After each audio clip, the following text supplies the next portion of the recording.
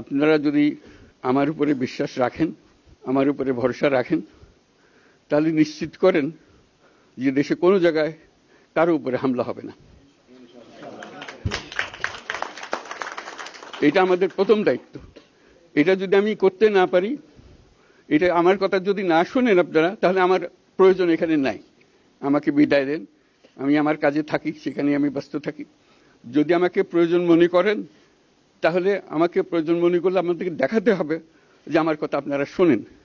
আমার কথা না শুনলে আমার কোনো প্রয়োজন নাই। আমার প্রথম কথা হলো, আপনারা বিশৃঙ্খলা থেকে দেশকে রক্ষা করেন, আপনারা সহিংসতা থেকে দেশকে রক্ষা করেন, যাতে আমরা যা আমাদের ছাত্ররা আমাদেরকে পথ দেখায়, সেই পথে আমরা এগিয়ে যেতে পারি।